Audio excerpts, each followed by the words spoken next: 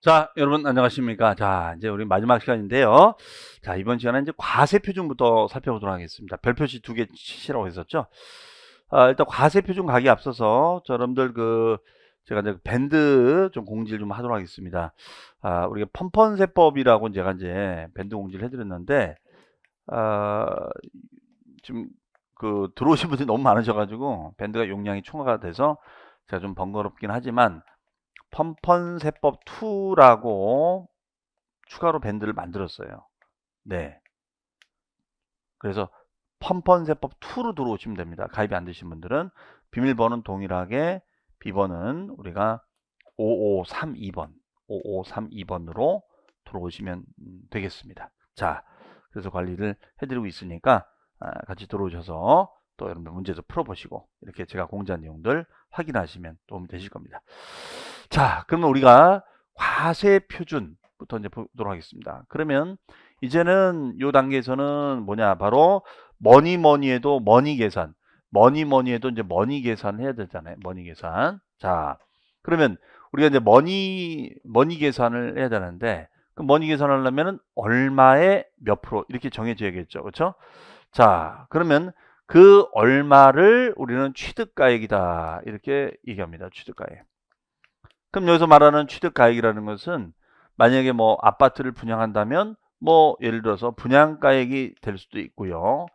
아니면은 부동산을 싸게 사면은 우리가 경매 낙찰가액이 될 수도 있고요.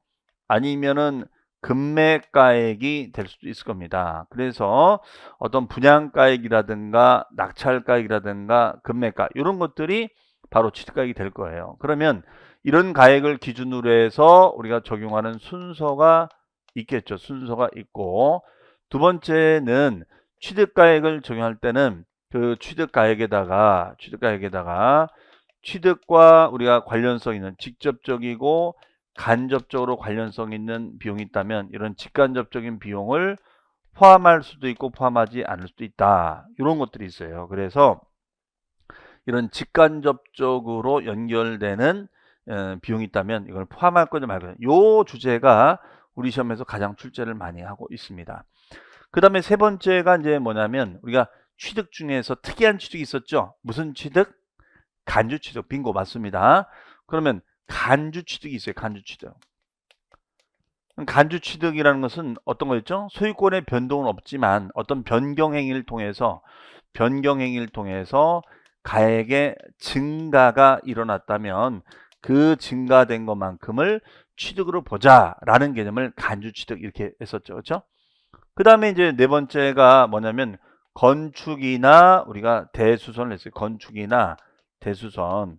그러면 건축이나 대수선을 법인이 할 수도 있고 개인이 할 수 있는데 법인은 100%다 입증을 해야 되는 거예요. 그런데 개인 같은 경우에는 100%다 입증을 못할 수가 있잖아요. 그러니까 이 경우에는 90%만 초과가 되면 90%만 초과가 되면은 미입증된 금액이 있어도 인정하지 않겠다. 이런 얘기 되겠죠. 해석이요.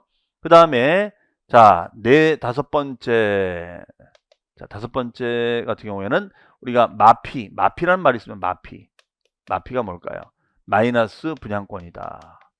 마피는 마이너스 분양권이 있습니다. 자, 이 마이너스 분양권일 때는 우리가 어떻게 할 거냐? 이런 주제가 우리가 이제 출제될 수 있는 부분이고요. 이때 마피라는 것은 우리가 이제 분양권을 사면은 그 피를 주고 사잖아요. 피가 뭐죠? 그렇죠. 프리미엄인데 이게 미분양이에요. 그럼 미분양에 프리미엄 있어요? 오히려 마이너스 프리미엄 되죠. 이걸 이제 우리가 속된 말 이제 우리가 현장에서 마피 이렇게 얘기합니다. 그러면 이 마피가 붙었을 땐 이걸 어떻게 해석해야 되는 거냐? 자, 이런 얘기예요.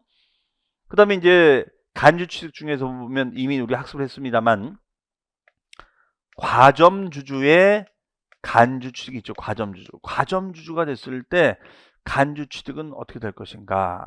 이 얘기예요. 그러면 과점주주는 어떻게 학습을 했었죠? 취득가액이 있으면은 그 취득가액에다가 곱하기 뭘 곱했었죠? 과점 지분율만큼을 취득한 것으로 보자. 과점 지분율만큼을 취득한 것으로 보자. 이렇게 썼어요. 이것을 우리는 간주 취득. 그래서 우리가 비과점에서 다시 정리해보면 과점으로 바뀌었을 때, 주주로 바뀌었을 때, 과점 주주에서 다시 과점 주주로 바뀌었을 때, 그 다음에 과점 주주에서 비과점 주주가 됐다가 다시 과점 주주가 된 겁니다. 네. 그러면 비과점 주주에서 과점 주주가 됐을 때는 전체분이 됩니다. 전체분. 그 다음에가 과점에서 과점일 때는 증가분. 과점이었다 아니었다 과점 됐을 때도 증가분이 됩니다. 네. 그래서 요 비율만큼을 취득한 것으로 봐서 납품을 지자. 이런 얘기도 했었죠. 그렇죠? 자, 그러면 이제 먼저 순서에 대해서 얘기해보죠. 순서. 그러면 취득세는 취득 행위가 정해져야 됩니다. 원시 취득인지 승계 취득인지 간주 취득인지. 그럼 취득 행위가 정해지면 취득하는 자가 정해지고 대상이 정해집니다. 그 다음에 취득 가격이 정해지겠죠. 그러면 그 취득 가격에다가 세율을 곱해서 60일까지 신고 납부하는 겁니다. 그래서 알아서 신고해라. 알아서 신고해라. 그래서 일반적으로는 원칙적으로는 신고한 금액이 됩니다. 그러면 저기 있는 뭐 요 나와 있는 금액들을 알아서 신고해라. 근데 알아서 신고하면 알아서 탈세를 하거든요. 예를 들어서 이런 거죠. 자, 만약에 요 땅에다가 요 토지에다가 건물을 신축합니다. 건물을 신축해요. 건물 지어요. 건물 짓습니다. 그러면 건물을 짓게 되면 요 짓는데 비용이 들어가요. 맞습니까? 짓는데 비용이 들어갑니다. 그럼 요 짓는 비용이 들어가면은 요거를 우리는 공사비라고 합니다. 공사비. 그렇죠? 공사비다. 이렇게 얘기해요. 이 짓는 비용을 공사비라고 합니다. 공사비. 그러면 공사비를 취득가격으로 잡아주는 공사비를.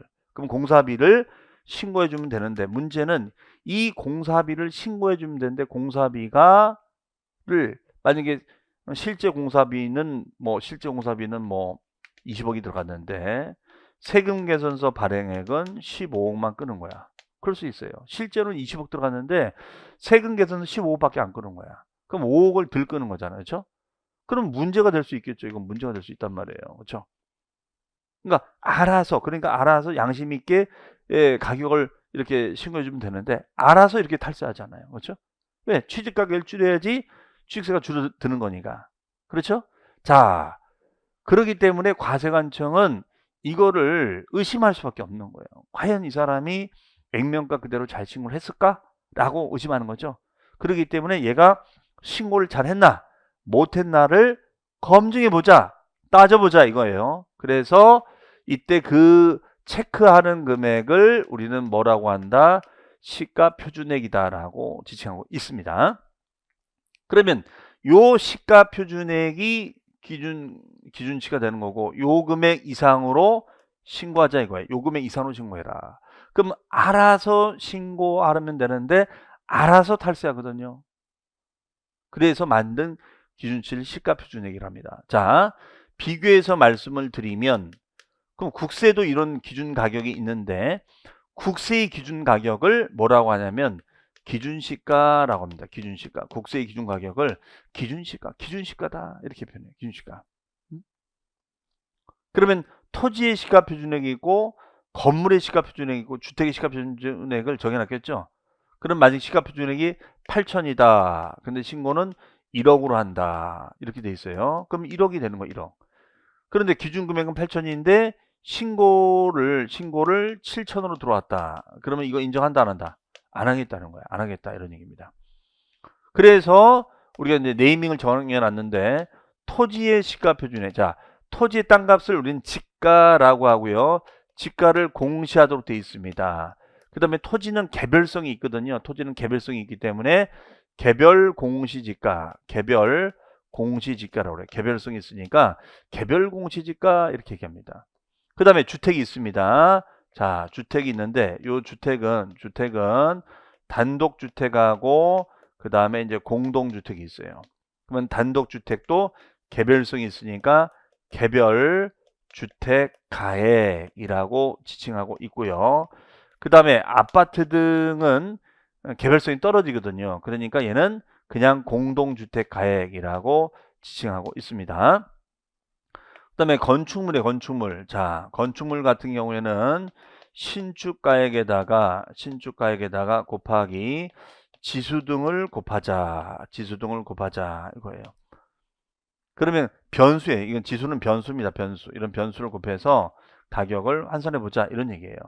그래서 토지, 그 다음에 주택, 건축물 이렇게 여러 가지로 시가표준액을 만들어 놓은 거예요. 그래서 그 만들어 놓은 시가표준 이상일 때는 신고가액이 되고, 시가표준 밑으로 신고를 했을 때는 이 신고가액은 인정한다 안 한다? 하지 아니한다. 요게 되겠습니다. 해석이. 하지만 누가 봐도 오픈돼 있어요. 누가 봐도 오픈돼서 객관적인 취득이 됐다. 누가 봐도 오픈돼서 객관적인 취득이 됐을 때는 사실에 기초한 가액이니까 사실상 취득가액이다. 그러면 사실상 취득가액이라는 건 뭐냐면 이런 고민을 할 필요가 없는 거예요. 누가 봐도 다 오픈돼 있다. 자, 누구랑 거래했냐? 국가랑 했다. 수입, 공매입니다. 수입, 공매. 그럼 수입은 수입 가격이 있을 거고, 수입 서류에 보면 다 나와 있습니다. 그걸 이제 수입 면적이라고 하는데요. 공매는 경매는 낙찰 받으면 낙찰 가격이 있을 거예요. 판결문에 이 판결 요지문에 다 나와 있단 말이에요. 그렇죠? 그 다음에 법인장부입니다. 법인장부. 법인장부에 나와 있다는 거죠. 검증은 부동산 거래신고제입니다. 검증은 부동산 거래신고제. 부동산 거래신고제예요. 부동산 거래신고제. 즉, 부동산 거래를 할 때는 반드시 실거래가로 반드시 신고해라. 부동산 거래할 때는 반드시 실거래가로 신고해라. 실거래가로 신고해라. 이건 속일 수가 없다. 네? 중개사무실에서 쓴 거니까, 중개업소에서 쓴 거니까, 이거는 공인중개사가 입회하에 하면은 이 거래 금액을 실거래가로 하도록 돼 있거든요. 실거래가로 이걸 적도로 돼 있단 말이에요. 그렇죠? 그래서 이것을 우리는 부동산 거래신고제라고 얘기합니다. 그렇죠? 자, 그러면 다시 한번 요 상황을 정리해 보면 이렇게 보시면 돼요. 자, 순서. 일단은 요 취득이 객관적인 취득인지를 보자. 객관적인 취득인지를 보자. yes. 그러면 사실상 취득가액이 되는 거고, 객관적인 취득이 아니래요. no. 그러면 알아서 신고하자. 그러면 신고가액이 되는 겁니다. 근데 신고를 잘하나 못하나를 따져보니까 시가표준액으로 우리가 따져보는 거고, 시가표준액 이상으로 신고하면 오케이. 하지만 시가표준 밑으로 신고한다면 인정한다 안 한다? 하지 않겠다. 이런 얘기예요. 그러면 이때 사실상 취득가액은 국가, 수입, 공매, 법인장부, 판결문, 검증이 되겠어요. 그런 거래면 사실상 취득가액이 되고, 그렇지 않으면 알아서 신고해라. 근데 만약에 신고상에 문제가 생겼을 땐 시가표준액으로 가자. 이런 얘기가 되겠습니다. 저기요. 그 다음에 지목을 변경하거나 땅의 이름을 바꾸거나 차의 종류를 바꾸거나 선박의 종류를 바꾸거나 증축, 재축, 개수 고치는 거예요. 고치면 작게 고칠 수도 있고 크게 고칠 수도 있겠죠. 그럼 작게 고치고 크게 고치면 가액이 증가가 됩니다. 그러면 증가한 가액으로 신고해 주면 되고, 다만 그 증가한 가액으로 신고하는데 신고가액이 되는데 신고상에 문제가 생겼을 때는 시가표준액이 된다. 이게 되겠습니다. 해서 그럼 얘도 이제 시험에 나온다면 이제 이런 상황과 이런 상황을 같이 물어볼 수 있는데, 어쨌든 이게 제일 중요한 거다라고 보시면 되겠습니다. 그럼 우리 교재 보시면은 127페이지에 1번 일반적인 과세표준의 원칙 밑줄 취득 당시 신고가액이다. 네, 그 신고가액이 되는 거고, 다만 거기 두 번째 줄 보시면 밑줄 연무로 추정할 때는 연무 금액을 사실상 지급된 금액으로 보자. 그러면 요거 제가 사례 드린 적이 있었잖아요. 만약에 4억짜리 부동산인데 이것을 4년 연무로 취득하였다. 그러면 2021년도 취득가액은 얼마가 되는 거예요? 4억짜리를 4년 연무로 나누면 1억이 되겠죠. 1억 원을 취득가액으로 잡아주자라는 얘기가 되겠습니다. 그 다음 페이지 가보시면 2번에 별표시 시가표준액. 자, 시가표준액은 신고상에 문제가 생겼을 때 시가표준액이 되는 거죠. 그럼 거기 보시면은 어떻게 되어 있어요? 신고 또는 신고가액 표시가 없거나 신고가액이 시가표준액보다 적었을 때는 그 시가표준액이다. 요거 잘 기억해 주시고, 그러면 시가표준은 정의가 있고 토지 및 주택의 시가표준은 건물의 시가표준이 나와 있습니다. 자, 그 다음 페이지에 가보시면은 가로 3번의 특례 별표시 사실상 취득가격 또는 연부금액이다. 자, 그러면 이거는 거기다가 써놓습니다. 객관적인 취득. 자, 써놓습니다. 무슨 취득? 객관적인 취득. 객관적인 취득. 객관적인 취득. 이렇게 써놓습니다. 객관적인 취득일 때는 사실상 취득가격이다. 그럼 그 박스가 있죠. 국가자체 밑줄, 2번 수입 밑줄, 3번 공매 밑줄, 4번 판결문 법인정 밑줄, 5번 검증 밑줄 쳐놓으시면 되겠습니다. 그런데 이런 말이 있어요. 그 특례 보시면 다음의 취득의 밑줄, 징역 기부 무상 취득 및 부당행위 계산 부인 규정은 우리가 제외하자. 그러면 이거는 무슨 말이냐면 사실상 취득 가격이라는 것은 객관적인 취득을 말합니다. 얘는 객관적인 취득을 말해요. 객관적인 취득. 그렇죠? 객관적인 취득이다. 그러면 이런 객관적인 취득은 누가 봐도 다 오픈되어 있는 금액이 다 오픈되어 있는 거다. 그러나 이것이 만약에 부당행위가 됐다.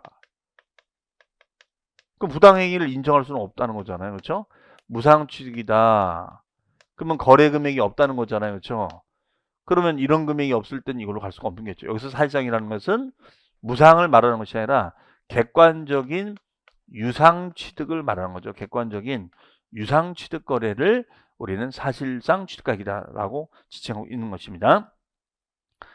그 다음에 거기 보시면은 그 판결문 등의 정의가 나오죠. 그 더 알아보기에 판결문. 네, 판결문이라는 것은 우리가 이제 소송을 통해서 확정된 판결을 말합니다. 대신 밑줄 화해 포기 인락 자백 간주는 제외. 자, 무슨 말이에요? 화해 포기 인락 자백 간주는 제외한다.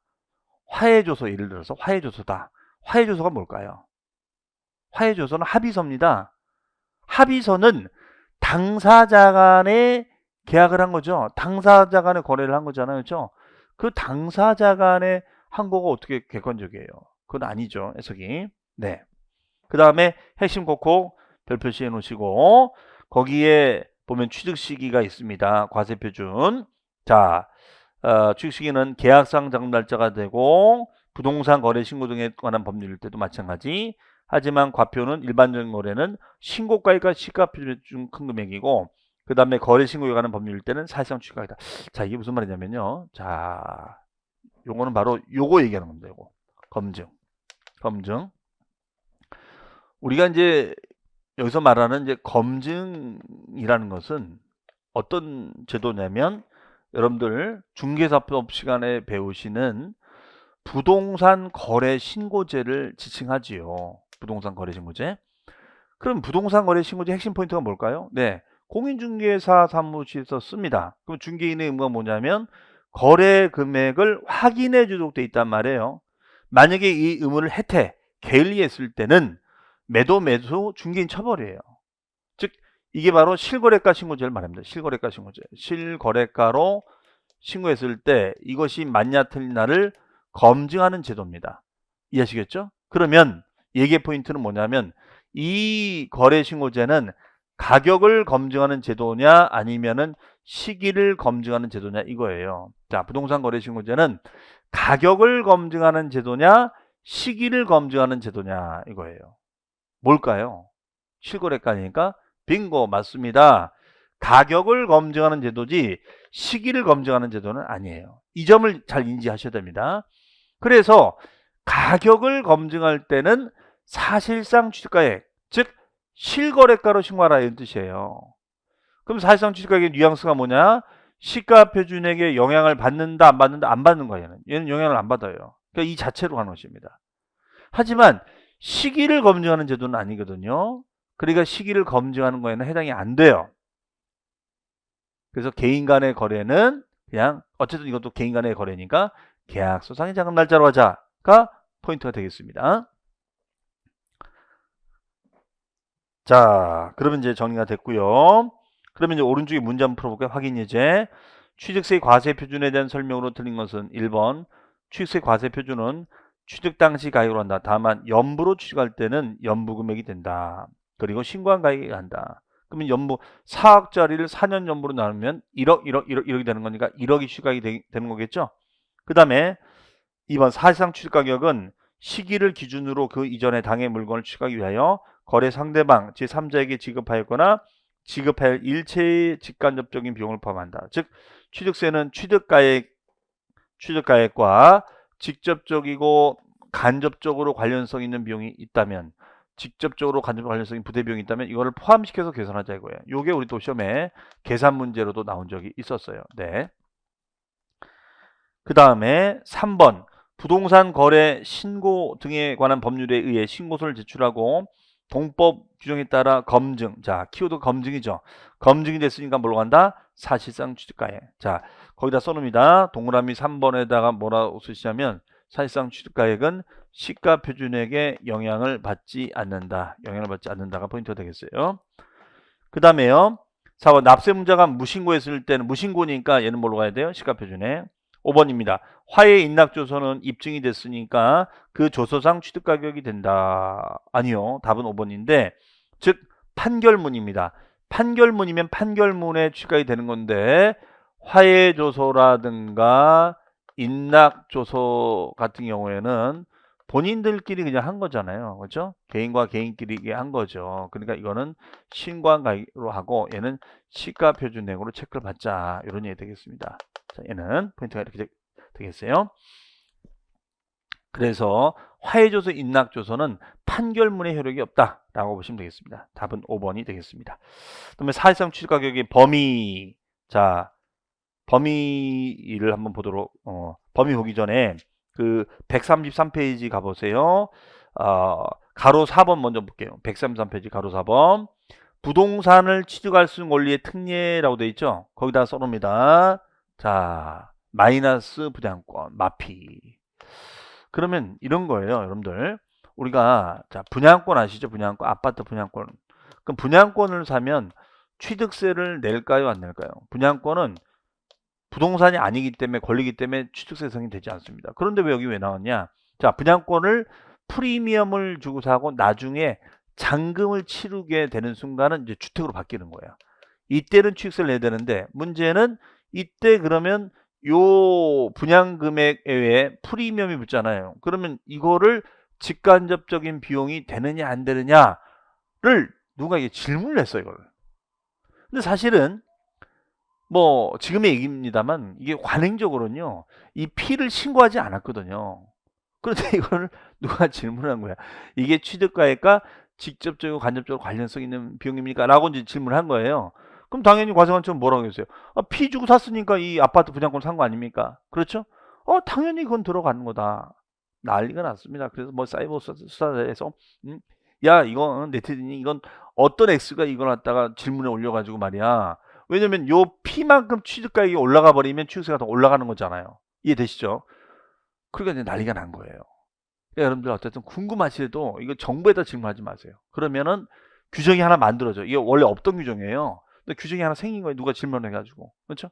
근데 이 사람이 또 질문한 것 같아. 그러면 마피는 어떻게 됩니까? 그럼 플러스 피는 더해주지만 마피는 차감해야지. 이거는 과세관청이 당황스러웠겠죠.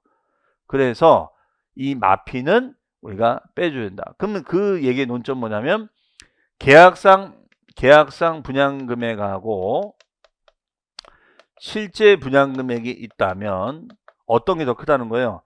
계약상 분양가가 더 크다는 거죠. 그럼 계약상 분양가가 4억이고 실제 분양가가 3억 8천이다. 그러면 취득가액은 뭘로 잡으라는 거예요? 실제 나간 돈이 이거니까 3억 8천을 잡으라 이런 얘기죠. 그래서 얘는 실제 지출된 금액이 됩니다. 그래서 여러분들 거기 가로 4번에 보시면 그 색깔 쳐져 있죠. 하나, 둘, 셋, 넷, 다섯 번째 줄에 실제 지출 금액 밑줄. 이때 실제 지출 금액의 의미는 뭐냐면 계약상 분양가보다도 실제 분양가가 더 작으면 계약상 분양가가 아니라 실제 분양가로 간다가 포인트가 되겠어요. 그 다음에 2번 간주 취득인정 과세표준 별표시. 1번 건축 개수 종류 변경. 자, 뭐라고 했습니까? 지목 변경, 종류 변경, 증축, 개축 개수하면 가격이 늘어나죠. 그러면 증가한 가액을 과세 표준한다가 되겠죠. 포인트. 자, 그래서 거기 박스에 보시면 신축, 재축일 때는 공사비가 됩니다. 건축비가. 그러나 증축, 개축, 개수가 되면 늘어난 거니까 증가한 가액 밑줄 쳐놓으시면 되겠고요. 2번 밑줄. 토지 지목 변경. 자, 증가한 가액 밑줄. 다만 세 번째 줄에 판결문 법인장부로 지목 변경이 된 비용이 입증됐을 때는 그 비용을 보다 증가액 써놓으세요. 그 비용을 말한다라고 되어 있습니다. 그 다음 페이지가 보시면 지목 변경 시 과세표준은 일반적으로는 증가한 계획이고 판결문 법인장부가 있을 때는 입증된 비용이 더 정확한 거니까 지목 변경이 든 비용을 과세표준으로 보자. 이런 얘기 되겠습니다. 그럼 무슨 말이냐면요. 자, 이런 얘기예요. 지목 변경이면 가액의 증가가 되는 거잖아요. 가액의 증가가 되는 건데, 그러면 농지 지목을 대지로 바꿨다. 그래서 가액의 증가가 일어납니다. 그렇죠? 그럼 요 가격과 요 가격이 있다면 이거를 증가액이에요. 증가액. 요 증가액으로 신고하면 된다. 신고가액이 되는 겁니다. 그렇죠? 그런데 만약에 주체가 법인이야, 법인. 빵빵 법인이다. 법인. 그럼 법인이 했을 때는 어떻게 할 거냐? 법인이 했을 때. 빵빵 법인이 했을 때. 그럼 법인이 했을 때는 공사비를 증가액으로 보겠다. 이거예요. 공사비를 증가된 금액으로 보겠다. 이런 얘기입니다. 그러면 이때는 뭘로 가느냐? 자, 이때는 소유자가 바뀌어 안 바뀌어? 안 바뀌어요. 얘는 갑에서 그대로 갑입니다. 소유권 변동이 없어요. 가액의 증가는 일어났죠? 그러면 소유권의 변동은 없고 가액의 증가는 일어났어요. 그러면 거래 금액이 없잖아요. 맞습니까? 그러면 거래가액을 모르거나 무신고하거나 과소신고 했을 때는 금액을 모르잖아. 뭘 알아야지 신고할 거 아닙니까? 자, 따라서 거래가액을 표시할 수 없을 때, 그래서 지자체에서 기준 금액을 맞는 겁니다. 그 금액을 방금 저기서 뭐라 배웠었죠? 무슨 액? 시가 표준액. 맞죠? 자, 그러면 시가 표준액을 조회를 해보고, 요 시가 표준액을 조회해봐서 요 차액을 증가액으로 봐서 신고하라, 이런 얘기예요. 다만 법인 같은 경우에는 어때요? 법인 같은 경우에는 이게 더 정확하죠. 왜? 공사한 금액에다 플러스 알파 마진 붙여서 팔아먹을 거 아닙니까? 그러면 알파 마진이 얼마인지는 객관적이지 않지만 이거는 장부에 다 입증이 돼 있잖아요. 그럼 이것이 더 객관적이라고 한다면 이것을 최소 증가액으로 보는 것이 맞지 않겠는가라는 얘기입니다. 이거는 평균 금액이거든요. 평균. 이건 평균 금액인 거고 실제 들어간 거니까. 그래서 요 금액을 우리는 증가액으로 보자. 이렇게 정의를 내리고 있습니다. 자, 이해되시겠죠? 그 다음에 그 가로 3번입니다. 별표시 건축대손. 자, 이거는 키워드 밑줄, 법인이 아닌 자 밑줄, 100분의 90 밑줄. 그러면 얘는 뭐였냐면 우리가 이제 건축인을 대손하면 법인 같은 경우는 당연히 100% 장부상에 반영이 되죠. 다 장부상에 반영이 됩니다. 그러면 이거를 취득가액으로 잡아주면 되는데 개인 같은 경우에는 이걸 장부에 기록하진 않잖아요. 그러면 개인이 업자한테 맡겼어요. 그럼 업자한테 맡겼는데 뭐 증빙 같은 게 관리가 잘 안 될 수 있잖아요. 그다음 또 업자 입장에서 아유 사장님 이거 뭐 그냥 동네 사람끼리 하는 건데 같은 우리 배드민턴 회원인데 이거 뭐 다 증빙 끊어야 되는 겁니까? 그냥 어쨌든 좀 제가 싸게 해드릴 테니까 그냥 하시죠. 이런 경우가 많아요. 그러다 보니까 증빙 없이 처리하는 것도 많은 거야. 그러면 무조건 액면가 그대로 다 100% 입증이 돼야 된다면 너무나 힘들잖아요. 그렇죠? 그렇기 때문에 좋아. 그러면 개인의 경우에는 법인이 아닌 자의 경우에는 90%만 넘었다면 미입증된 금액이 있어도 오케이 해주겠다 이거예요. 오케이 해주겠다. 미입증된 금액이 있어도 야 이거 오케이 해줄게. 자, 이게 포인트 되겠어요. 그래서 키워드는 법인이 아닌 자 밑줄 100분의 90. 자, 4번 과점주주의 간주취득. 자, 얘는 박스에 보면 해당 법인의 취득세 대상의 총가액 곱하기 과점주주가 취득한 주익수를 총 주익수로 나눠주자. 자, 그 분모에다가 뭐라고 쓰시냐면 과점 지분율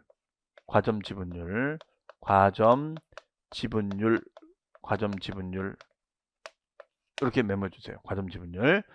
그러면 만약에 취득가액이 70%다. 그러면 취득가액이 70%다. 곱하기 70%다. 그럼 10억이 되면 70%가 되면 7억이 되죠? 네. 여기다 2%를 매기면 1400 세금이 나온다. 이렇게 했었죠. 자, 이걸 보시면 되겠어요. 그 다음에 가로 5번 부동산 등의 일괄취득. 일괄취득이라는 것은 땅값, 건물값 구분이 안 가는 거예요. 얘는 토지대하고 건물대가 구분이 안 가는 거예요. 그렇죠? 그러면 토지 건물대가 구분이 안 가는 거니까 이거는 일괄로 했다. 그러면 구분이 명확하지 않으면은 뭔가 평가를 해봐야겠죠. 자, 밑줄입니다. 시가표준의 비율이 되겠어요. 시가표준의 비율로 우리가 평가하자. 그래서 그 2번, 3번인데 요거는 그냥 참고하시고 가격 구분이 안 됐을 때 시가표준의 비율로 우리가 산정하자가 되겠습니다. 그 다음에가 131페이지에 보시면 취득가액 범위예요. 자, 요거랍니다. 자, 요게 이제 이번 시간에 마지막 설명이 되겠는데요. 취득가액의 범위다.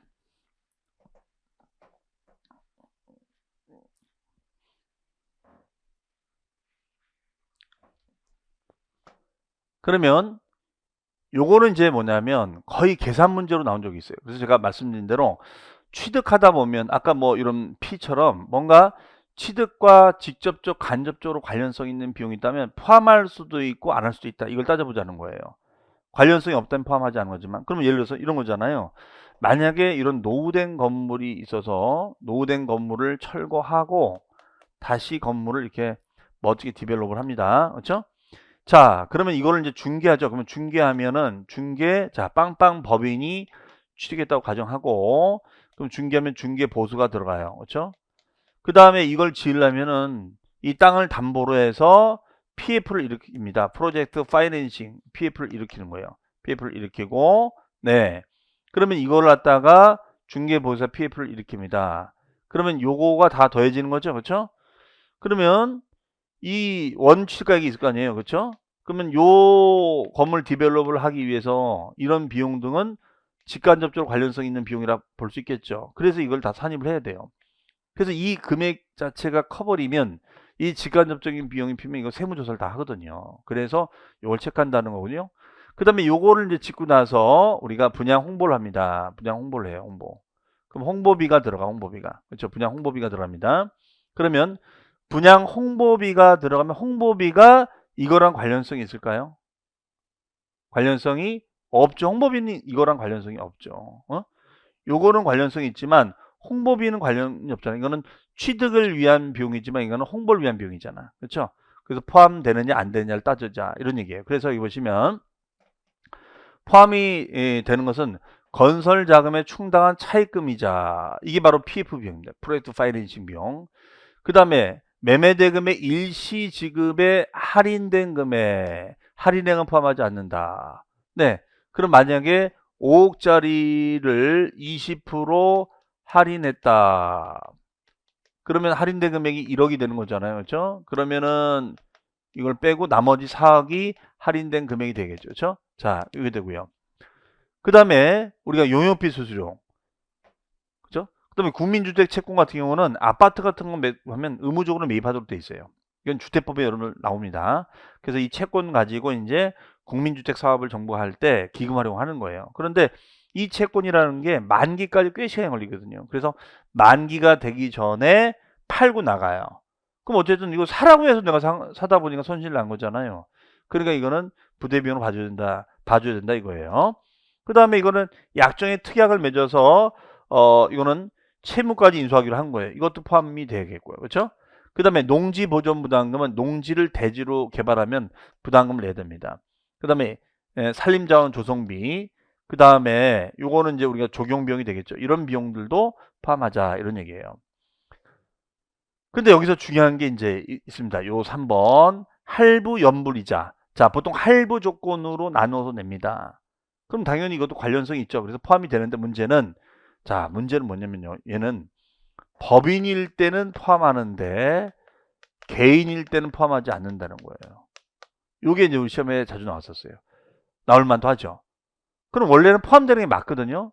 그런데 왜 이걸 구분하느냐? 자, 보세요. 포함이 돼버리면, 여기다 포함이 돼버리면 이게 의미하는 바가 뭘까요? 이게 의미하는 바가 과세 표준이 되는 겁니다. 과표. 그럼 어떻게 돼요?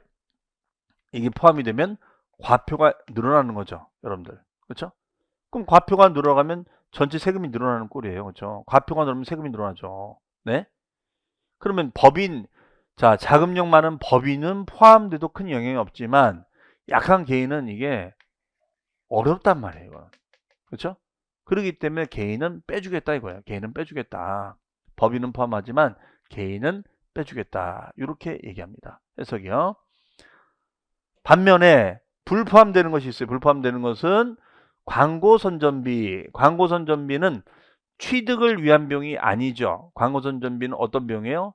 얘는 취득을 위한 비용이 아니라 판매를 위한 비용이니까 얘는 들어가면 안 되죠. 자, 뭐 우리가 요거 프랜카드 걸잖아요. 이거는 아니야. 이거는 판매를 위한 병이니까. 그다음에 전기, 가스, 열 얘는 유지를 위한 병이죠. 네, 그럼 들어가면 안 되겠고. 그다음에 이주비 지작물 보상금 이거는 별도 보상, 별개 보상이에요. 별개 보상이니까 들어가면 안 되겠고요. 부가지세. 자, 건물이 있어요. 땅이 있고 건물에 VAT가 있다. 그럼 여기에다가 곱하기 세율을 부과하자 이거예요. 그렇죠? 그러면 여기에다가 여기를 곱하자 이거예요. 그럼 세금의 세금이죠. 그렇죠? 말이 안 되는 거죠. 세금의 세금이니까. 그러면 이거는 우리가 당연히 빼줘야겠죠. 그렇죠? 자, 이렇게 해요. 세금이 어떻게 세율이냐 이거예요. 그러니까 이거는 빼고 계산해 주자. 이런 얘기 되겠습니다. 해석이. 그래서 취득가액에 포함하지 아니한다라고 얘기합니다. 취득가액에 포함하지 아니한다. 이렇게 얘기해요. 그럼 시험 문제 어떻게 나올 거예요? 이런 사항을 주고 포함되느냐 안 되느냐 이렇게 계산 문제 항목을 주고 물어볼 수가 있다는 것이죠. 그래서 여러분들 131페이지에 더 알아보기에 사실상 취득가액 범위 별 표시해 놓으시고 거기 박스에 보니까 할인된 금액은 5고 할인액은 X다. 당연히 만약에 5억짜리인데 20% 할인됐다. 그럼 4억 원이 취득가액이 되는 거고 1억 원 아닌 거죠. 자, 이건 제외하라는 얘기가 되겠습니다. 그 다음 페이지에 가보시면 이번 취득가액 범위 포함 별 표시 해 놓으시고요. 자, 그 설명을 다 드린 겁니다. 자, 그러면은 바로 우리 문제로 한번 가 보겠습니다. 아, 그리고 요 8번 중개보수 8번에다도 별 표시. 8번에 별 표시 중개보수. 자, 얘도 마찬가지야. 얘도 법인은 포함. 법인은 포함하지만 개인은 포함하지 아니한다. 네, 법인은 포함하지만 개인은 포함하지 않다. 이렇게 써놓으세요. 그러면은 영세한 개인은 빼주겠다. 그렇죠? 원래는 포함되는 게 맞는데. 그 다음에 붙박이 가구 이걸 우리가 뭐라 그러죠? 풀옵션 비용이라죠. 풀옵션. 이런 풀옵션 비용 포함이 돼야 되는 겁니다. 그 다음에 정원 부속시설물 등을 조성하는 거 적용비용이죠. 적용비용. 네, 적용비용. 네, 이것도 포함한다. 이렇게 볼 수 있겠습니다. 그러면 그 확인 예제를 보시면 한번 볼까요? 자, 132페이지.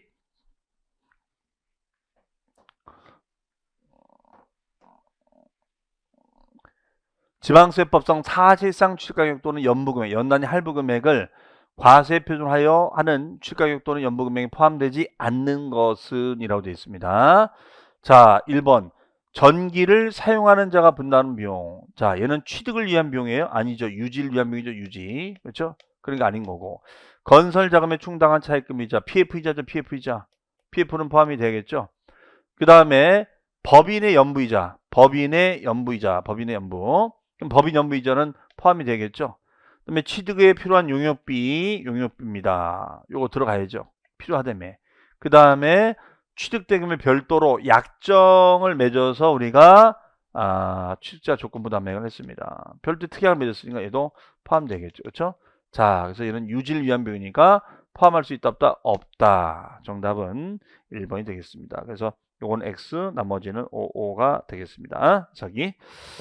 자, 이런 식으로 어떤 항목을 주고 포함되느냐 안 되느냐 이렇게 물어볼 수 있다는 거. 자, 우리 시험에서도 자주 나오는 주제니까 정리를 잘 해주시겠습니다. 자, 오늘 마지막 과세표 중 굉장히 내용들이 많았어요. 그래서 적용 순서, 신고가액, 시가표를 사실상 취득가액이냐, 그러면 취득가액의 범위에 포함되느냐 안 되느냐, 간주 취득에서 변경할 때는 증가액이고 과점주주는 취득가액에다 과점 지분율을 곱하는 거다. 그 다음에 마이너스 분양권은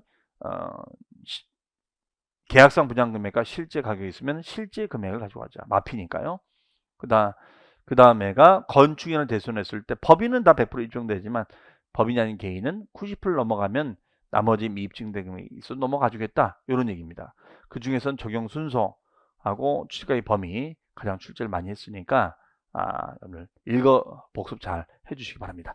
자, 그럼 저는 다음 시간에는 이제 과세 표준 다음에 또 제일 머리 아픈 세율을 집중적으로 설명드리고 납세 절차 등록 면허세로도 가도록 하겠습니다. 자, 우리 중요한 취득세 지금 거의 이제 나가고 있는데요. 오늘 복습 잘 해주시고 한 주간 잘 보내시고 전 다음 주에 뵙겠습니다. 수고 많으셨습니다. 감사합니다.